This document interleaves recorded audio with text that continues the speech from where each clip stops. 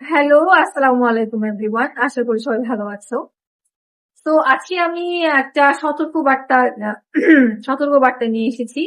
তো তার আগে বলি যে আমি 12 মাস মধু ব্যবহার করি, খাই, স্কিনের জন্য ইউজ করি, বডির জন্য ইউজ করি।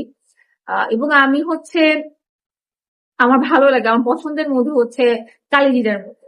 তো আমি যেই দোকানটা থেকে কালিজিরার মধু সংগ্রহ করি সেই দোকানটাতে ছিল না, এখন নেই।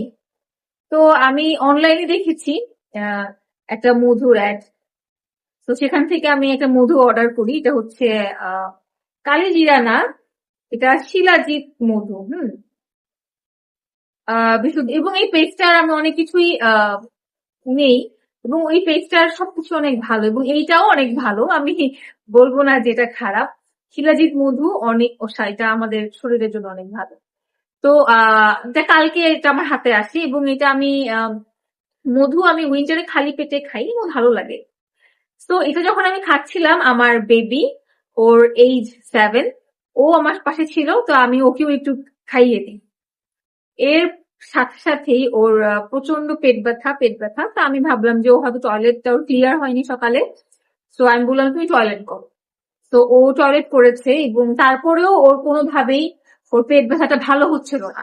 তো আমি বললাম যে এটা তো খাঁটি মধু, ওনাদের কাছ থেকে এর আগেও আমি প্রোডাক্ট নিয়েছি এবং ভালো ছিল, তাহলে কেন ওর পেট ব্যথা করছে? কারণ জিনিসটা তো আমিও খেয়েছি, আমি খেয়ে তারপর ওকে খাইয়েছি। এবং বলে রাখি, আমার বাচ্চাকেও কিন্তু আমি 12 মাস মধু খাওয়াই। মানে উইন্টারে তো অবশ্যই এভরিডে আমি ওকে মধু খাওয়াই। তো তারপর আমি একটু ভয় পেয়ে গেলাম। ও হচ্ছে পেট ব্যথা টয়লেট করে ওর পেট ব্যথা কমেনি, তারপরে ও বমি করেছে। ও বমি করাতে আমি অনেক বেশি ভয় পেয়ে যাই।